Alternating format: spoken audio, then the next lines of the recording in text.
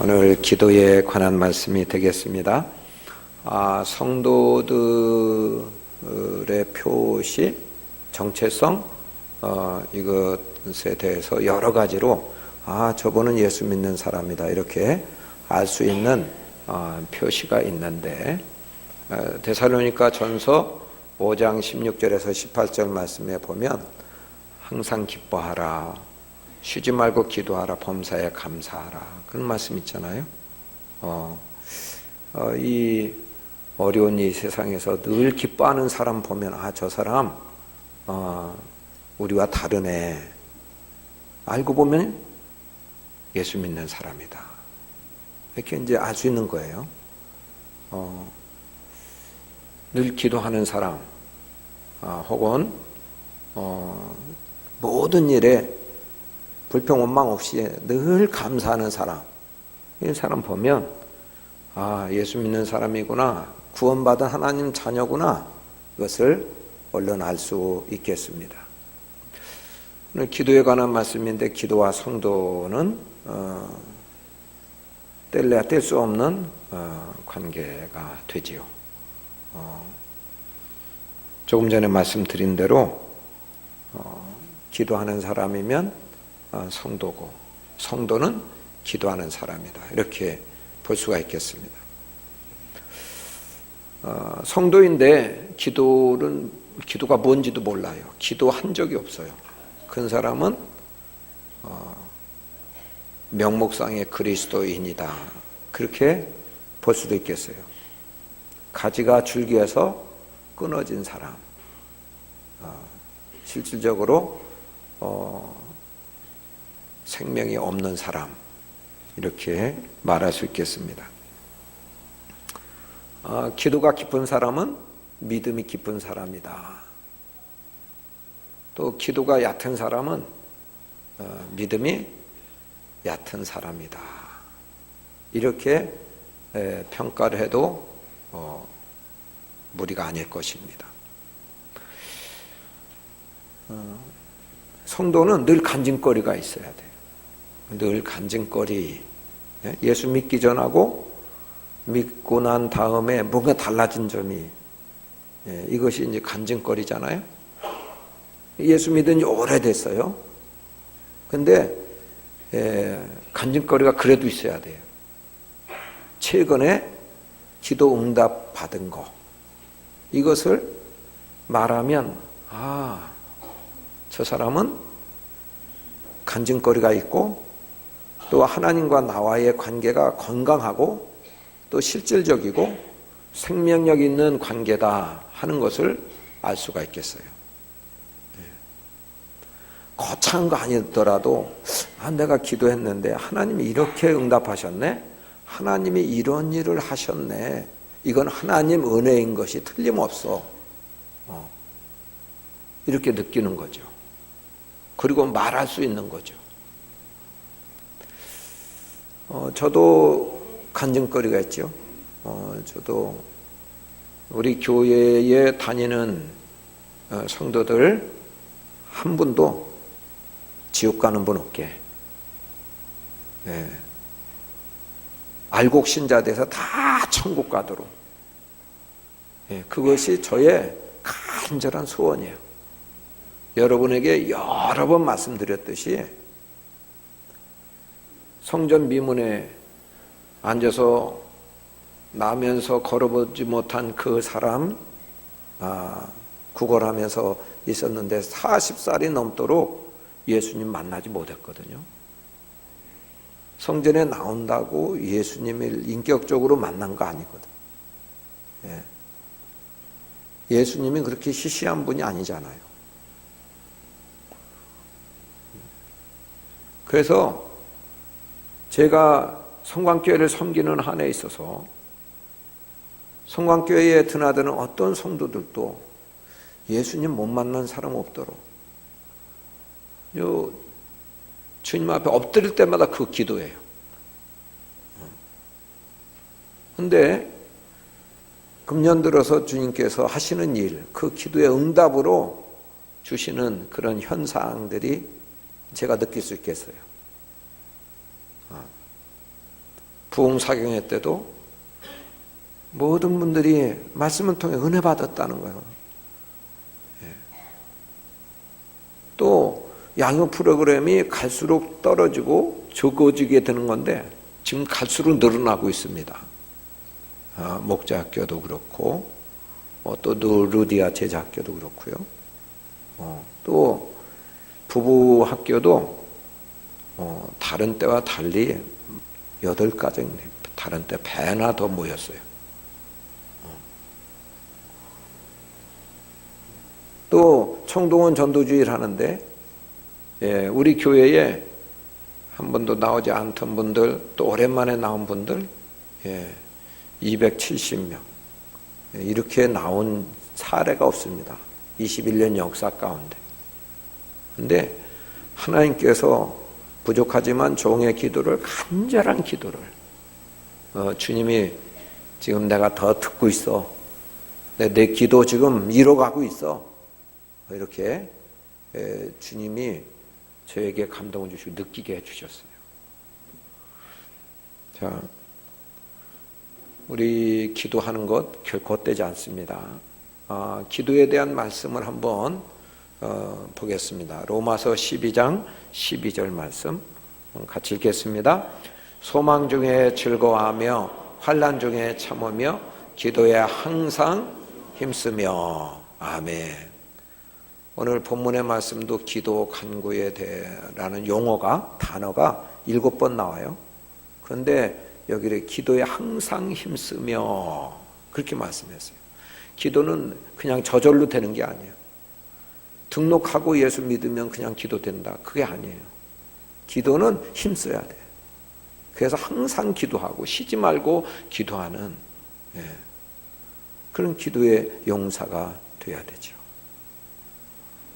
하나님께서는 기도할 수밖에 없는 그런 상황을 만들어주시는 대표적인 2가지 케이스가 있어요.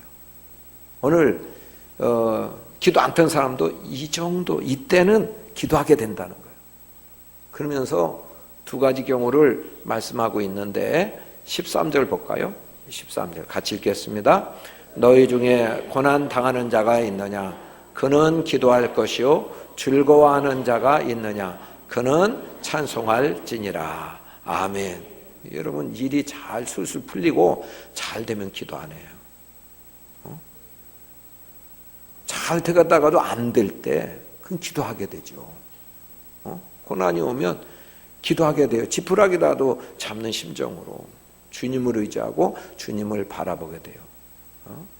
예수 안 믿는 사람은 그것이 예수 믿게 되는 그런 기회가 될 수도 있어요. 그리고 예수 믿는 사람은 그것이 기도할 수 있는 그런 아주 축복의 기회가 될 수 있어요.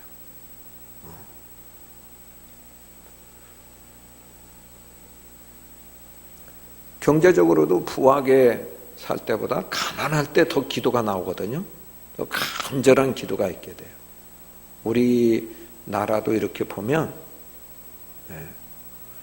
국민소득 $10,000 되기 이전에는 교회에서 기도를 시켜놓으면 천장이 들썩들썩 할 정도로 간절하게 통절하게 기도해요. 기도원마다요 기도하는 사람들로 가득 찼어요. 그런데 국민소득이 $10,000가 넘어서 천지국 대열에 이르니까 점점 기도 소리가 작아지고 또 기도가 뜨거움이 식어지고 그래서 문 닫는 기도원들이 많고 잘 모이던 기도원도 자리가 잘 차지 않는 그런 가운데 있는 것을 보게 돼요.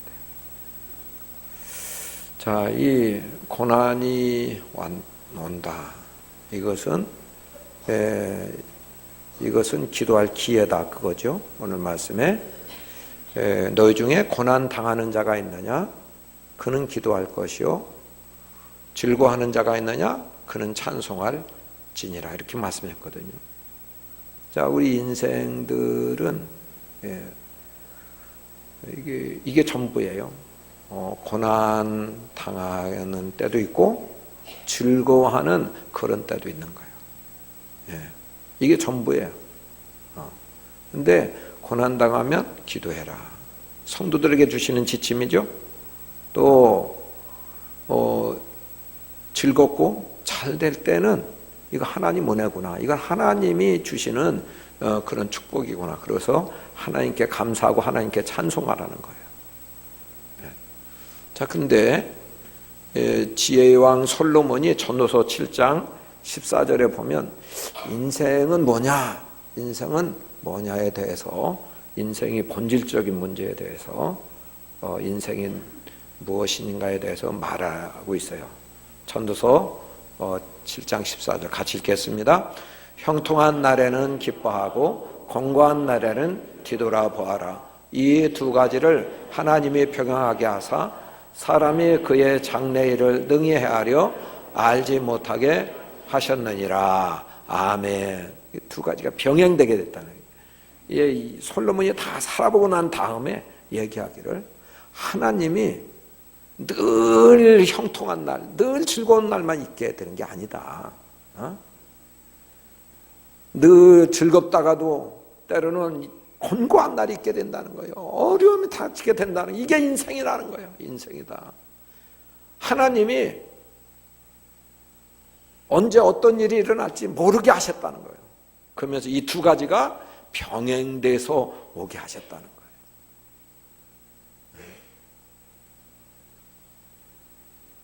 모세는 시편 90편에서 두 가지가 병행된다 할지라도 인생의 자랑은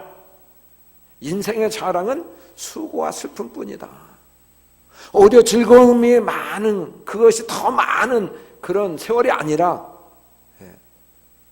인생의 여정을 쭉 지나고 보면 수고와 슬픔이 자랑일 수밖에 없는 그런 인생이라는 거예요. 그래서 과거에 보면 인생은 고해다 그렇게 얘기해요. 고해와 같다. 고해라는 것은 고통의 바다를 건너는, 그런 배를 타고 고통의 바다를 건너가는 게 인생이다.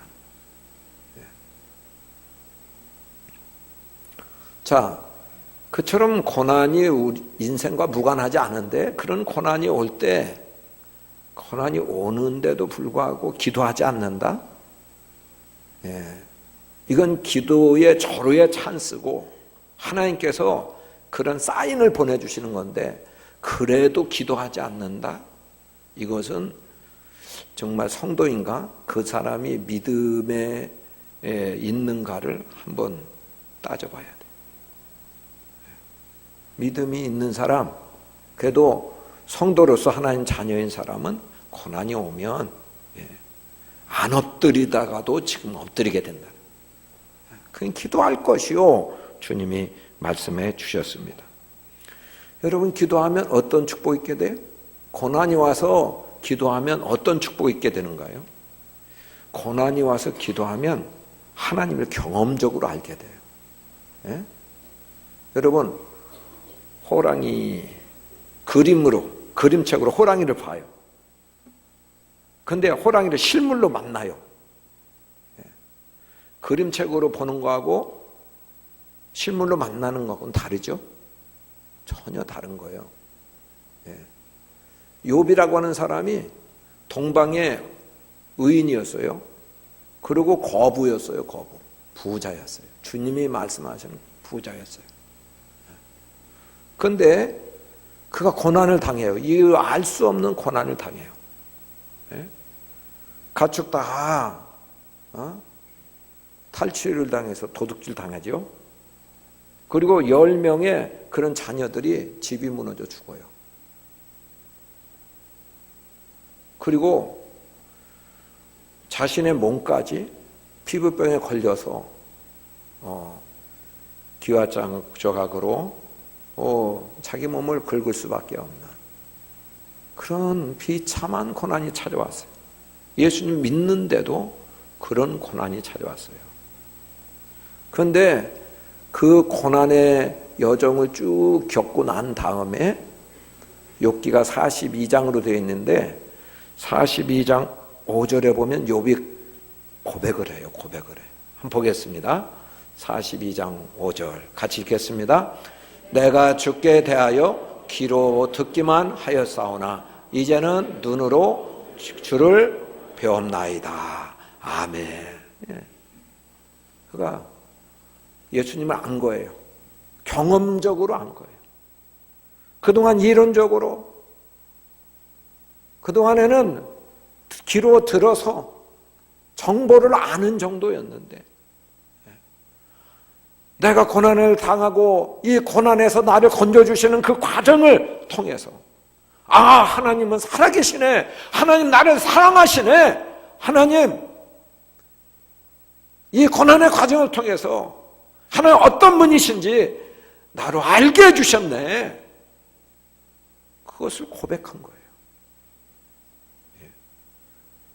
그러니까 인생이 형통한 날과 공고한 날이 병행해서 오는데, 이 형통한 날만 있었으면 다 좋겠다고 우리가 다 소망하지만, 이 곤고한 날, 이 고난의 날도 오히려 그걸 통해서 하나님을 경험하게 되고 하나님을 알게 된다면 그것은 고난도 유익이고 축복이라는 거예요.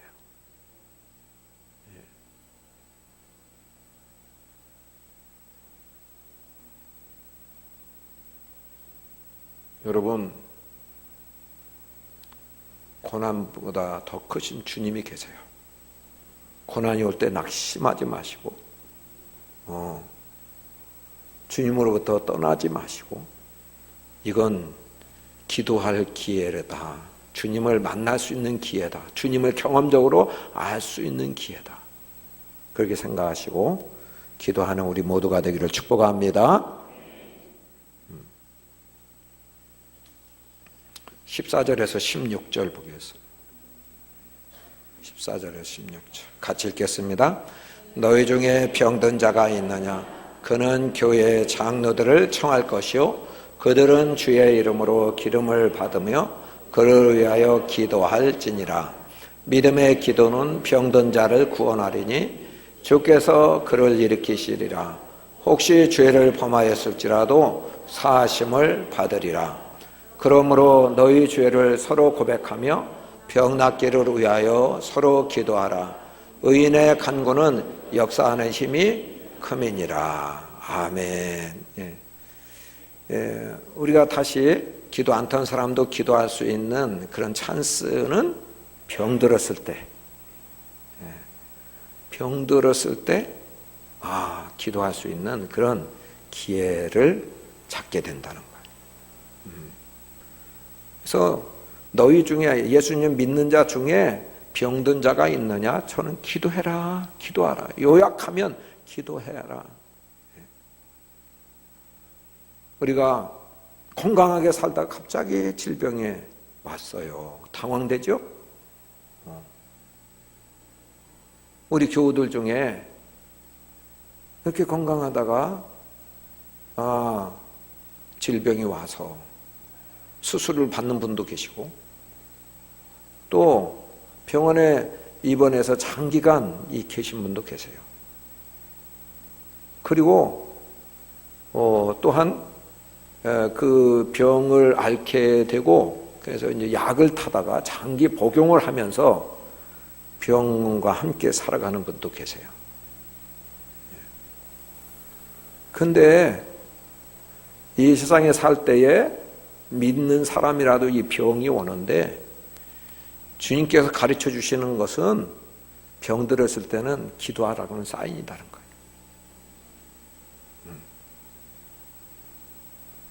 병들었는데도 기도하지 않는다.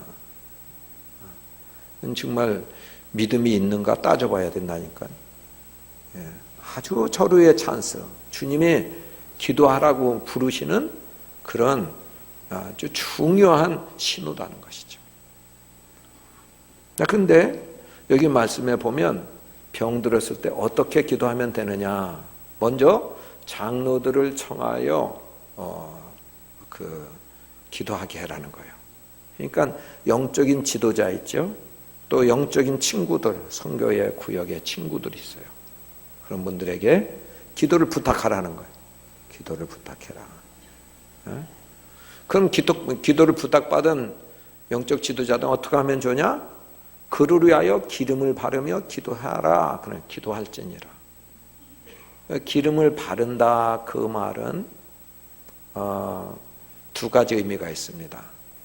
하나는 성령님을 의지해서, 기름 같은 성령님이에요. 그래서 기름 부으시는 사람들은 영의 사람이 되거든요. 그래서 성령님 의지해서 그를 위해서 기도해라는 거예요. 성령의 능력으로 낫게 해주시도록 기도하라는 거예요. 기름 부음 사역에서는 올리브 기름을 실제로 이렇게 이마나 손에 이렇게 바르면서 기도하기도 해요. 자, 다른 한 가지는 예수님 당시, 이 성경이 쓰여졌을 그 당시에 응급치료법이 기름을 바르는 거거든. 그래서 강도 만난 사람도 선한 사마리아 사람이 가다가 만났을 때 기름을 발라서 응급처치를 하고, 그리고서 나귀에 태워서 주막으로 옮겨서 치료를 받게 해요. 그러니까 병 들었을 때 병원 치료는 무시하고 기도만 해라, 그런 뜻이 아니에요. 병원 치료도 병행해서 기도하는 것이 무리가 아니고 무방하다는 거예요. 그것도 괜찮다. 오히려 장려하는지도 모르겠어요. 근데 중요한 것은 말이죠, 이 믿음에 있는 의사 선생님들, 제가 간혹 간증을 듣거든요. 근데 의사 선생님들이 얘기하는 거예요. 자기들은 수술은 하지만 살과 살을 붙게 하는 거, 뼈와 뼈가 붙게 되는 거, 이건 하나님이 하신다. 자기가 의학 전문 지식을 가지고 환자를 위해서, 그 치료를 위해서 최선을 다하지만 실질적으로 치유가 일어나는 것은 하나님이 하신다. 그래서 그 수술하기 전에 환우에게 허락을 받죠.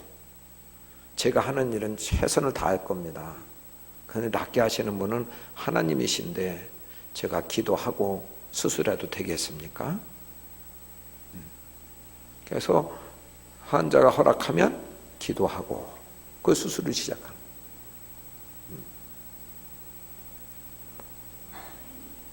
자, 그래서 이런 그 환자는 장로들 중보기도를 요청하고, 그리고 또 병원 치료도 병행해서 기도하면서 병 낫기를 구해라, 그런 뜻이고, 그 다음에는 이 병을 위해서 서로 죄를 고백하면서 기도하라는 거예요. 그러면 죄 사함을 받을 수도 있다는 거예요. 여러분, 이제 병의 원인이 두 가지예요. 하나는 죄의 원인일 수도 있고 아닐 수도 있어요. 마가복음 2장에 보면 중풍병자를 4명의 친구들이 그 침상에 들 것에 이렇게 뉘펴 가지고 예수님께로 달아내리죠.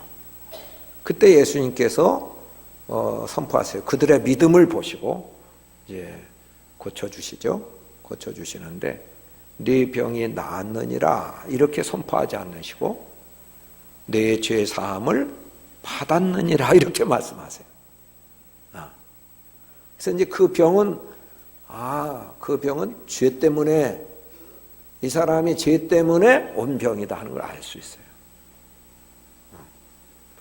그런데 요한복음 9장에 보면 예수님과 제자들이 길을 지나가시는데 한 맹인이 앉아서 구걸하고 있어요.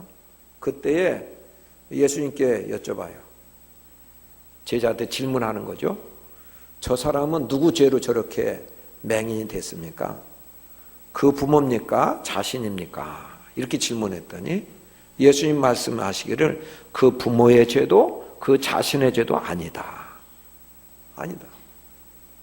다만 하나님 아버지께서 그에게서 하시고자 하시는 일 때문에 그렇게 됐다.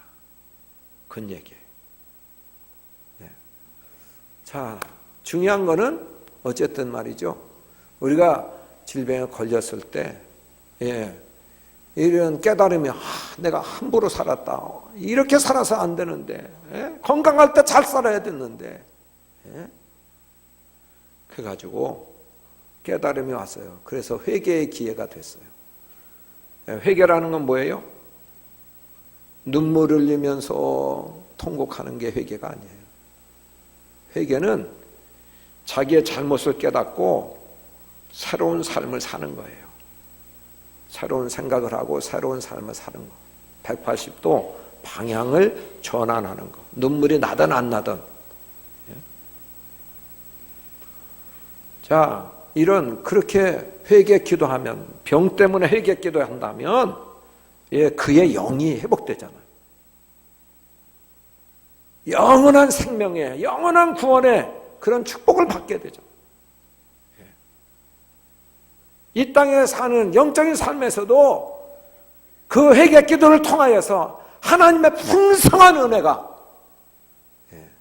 막힘이 없이 그에게 쏟아 부어지게 되는 그런 은혜가 있잖아요. 그래서 병들었기 때문에 회개한다면 그는 오히려 영육간의 축복이 되는 줄로 믿습니다. 그런 경우는 그렇다.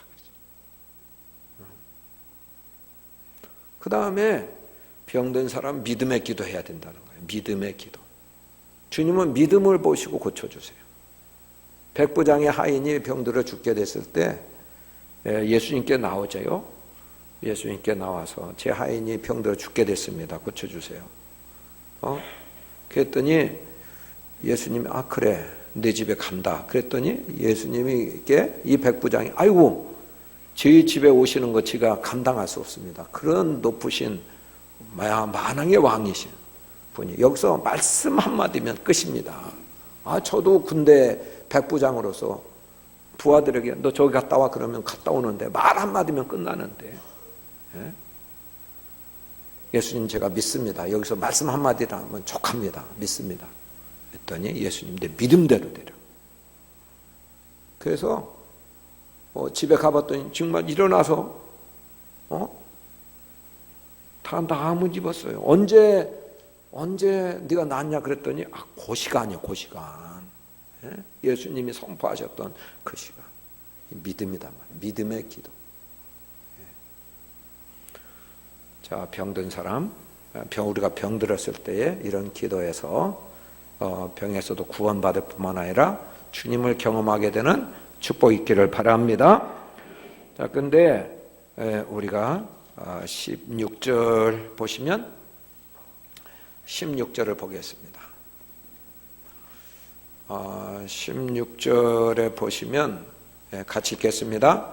그러므로 너희 죄를 서로 고백하며 병 낫기를 위하여 서로 기도하라. 의인의 간구는 역사하는 힘이 많으니라. 아멘. 그래서 의인의 간구는 역사하는 힘이 많다. 이건 이제 결론을 내린 거예요.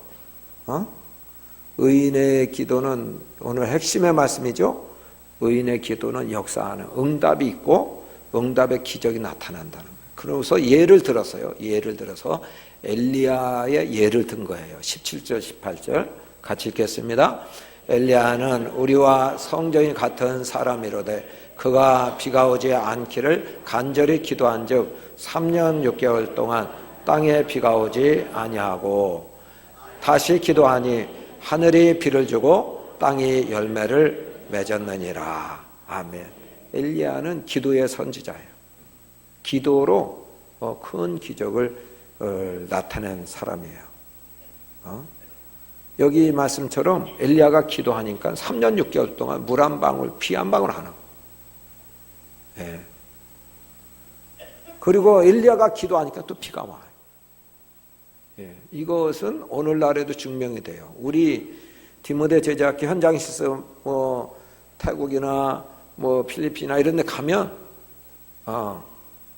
각 몇 시에 좀 다 모여라 그렇게 해서 전단지를 돌리고 그 행사 전도 시간이 되는데, 모이는 시간이 됐는데 비가 와.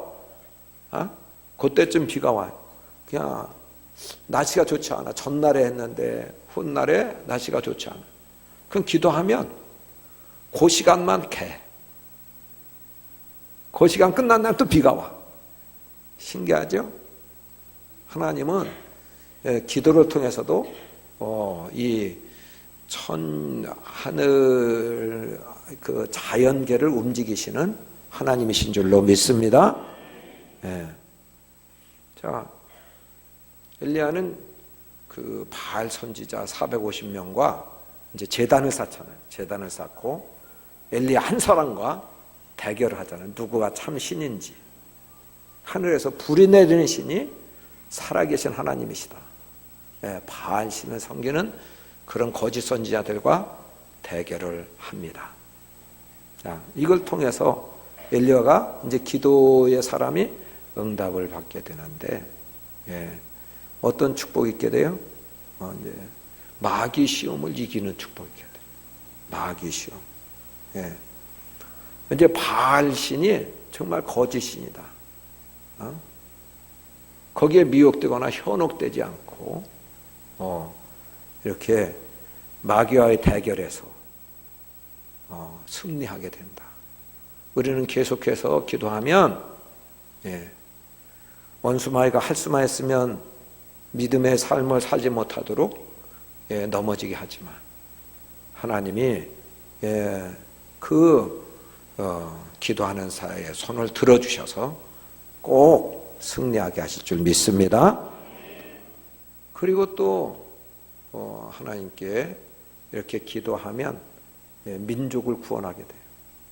민족이 그때 아방 당시에 이세벨이라고 하는 왕후가 들어와서 하나님을 떠나 바알신, 아세라신을 섬기는 분위기가 돼서 망하게 되는 거예요. 망하게 돼요.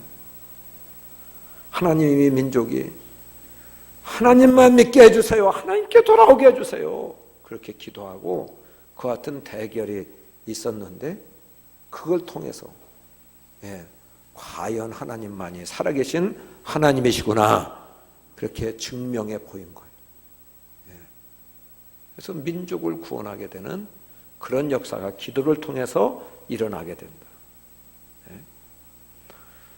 그 다음에는 이 엘리야가 어떤 기도를 했냐면 하나님 하늘에서 불이 내려서 제가 주의 종인 것 그리고 하나님 말씀대로 제가 말씀을 전한 것이 하나님 말씀대로 되는 것을 증명하여 주십시오. 그래서 이제 그 제단에 불이 내렸어요. 기도하는 사람을 너는 이 사람은 하나님의 사람이야. 살아계신 하나님을 믿는 사람이야. 그 믿음이 헛되지 않은 하나님이 붙들고 있는 사람이야. 하나님이 증명해 주실 줄 믿습니다. 그런 기적이 일어난다. 그리고 또 하늘에서 불이 내려서 불을 붙여주시는 역사가 일어나는 거예요. 그래서 또랑물까지 다 만나요. 여러분 이 땅엔 신령한 불이 붙어야 돼요. 기도의 불이 붙어야 되고 또한 전도의 불이 붙어야 되고 또 사랑의 불이 붙어야 되고요. 말씀의 불이 붙어야 되죠. 우리가 기도하면 불이 하늘에서 내려져 열정의 불이 일어나게 될 줄로 믿습니다. 이런 축복, 이런 응답의 역사 엘리야에게 있었다는 거예요. 기도하는 사람에게 있었다는 거예요. 그런데 기도는 그런 역사가 나타나려면 영권 있는 사람이나 기도해야 그런 역사가 나타나지. 목사님이나 장로님 정도나 돼야 그런 역사가 나타나지. 이렇게 생각하기 쉽잖아요. 그래서 야고보 사도는 아니다. 그게 아니야. 그게 아니야. 어떤 특별한 사람이 기도하면 그 기도만 들어주시는 그게 아니고 엘리야도 우리와 똑같은 인간의 성정을 가진 사람이다. 그렇게 거기다 넣었어요. 17절에 인간의 한계가 있는 사람, 인간의 부족과 연약함이 있는 사람이다. 그럼에도 불구하고 그런 연약함이 있는 그 인간이 기도했을 때 그런 기적의 역사가, 응답이 있었다는 겁니다.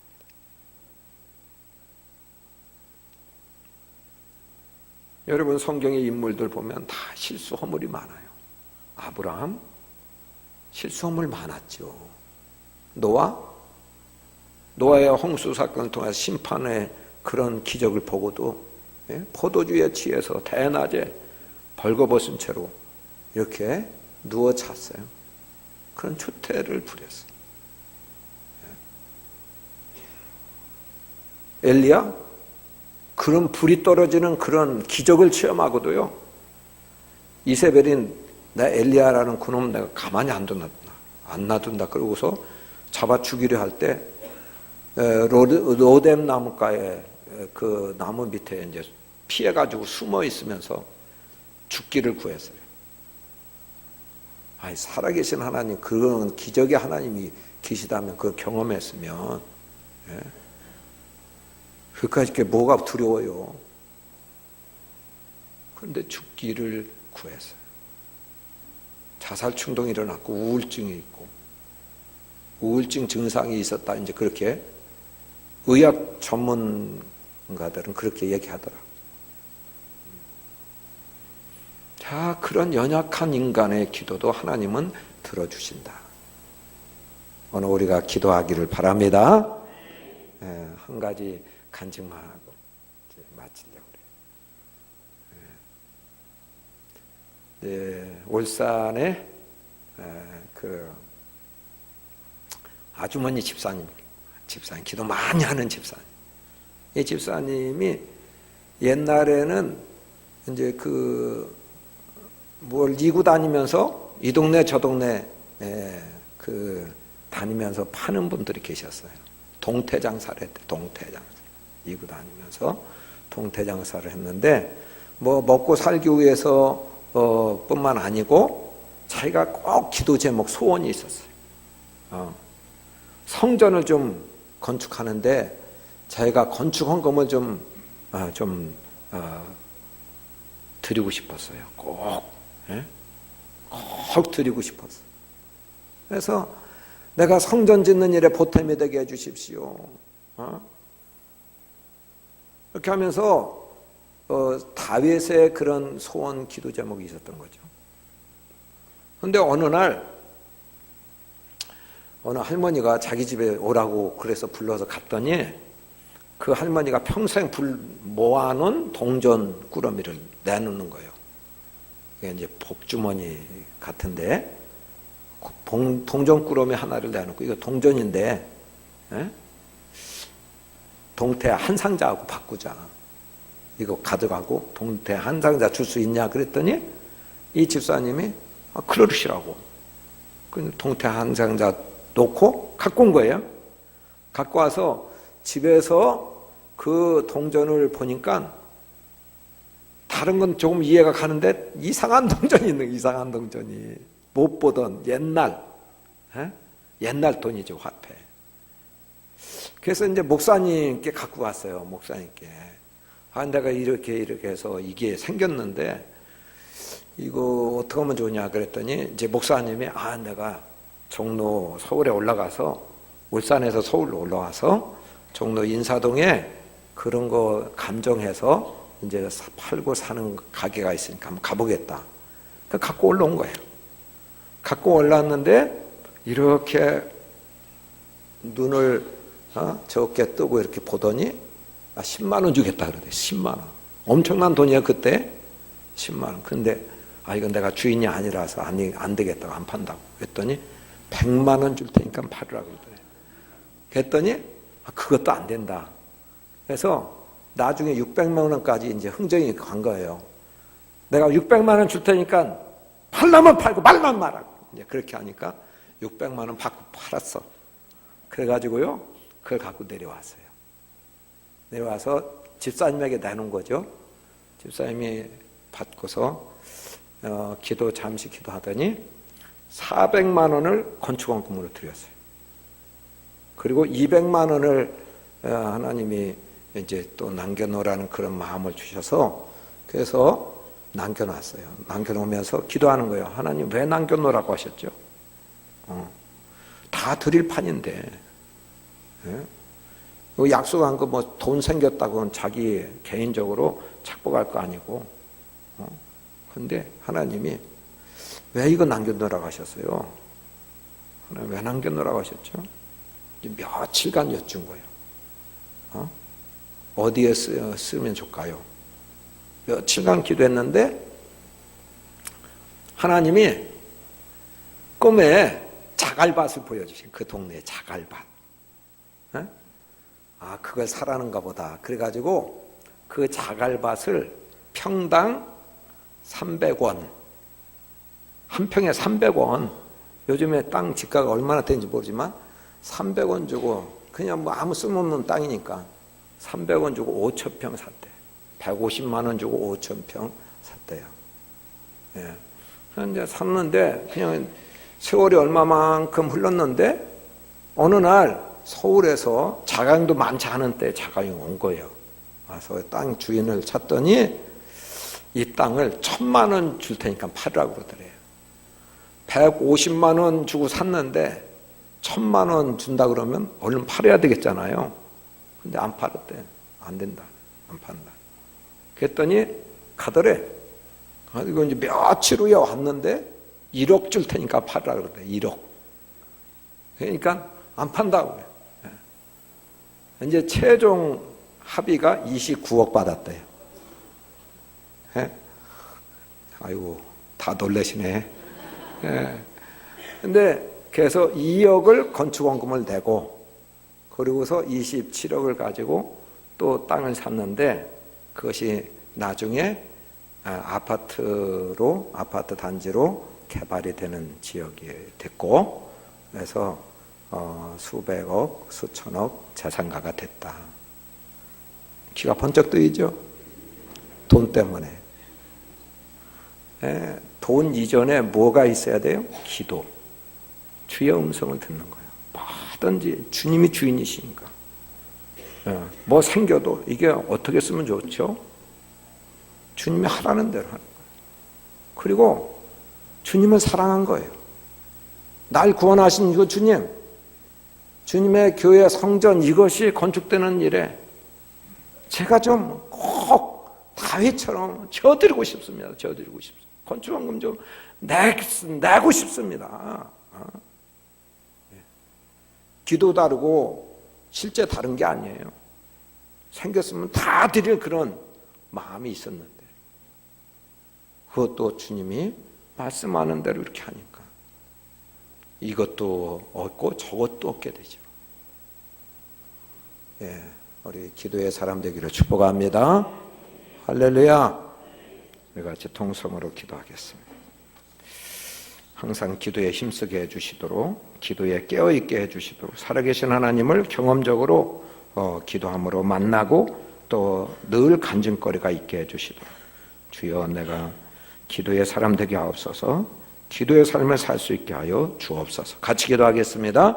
할렐루야. 우리 아버지 감사합니다. 아버지 하나님, 우리에게 하나님 자녀된 자로서 하나님 아버지를 향하여서 기도할 수 있는 귀한 특권을 열어주심을 감사합니다.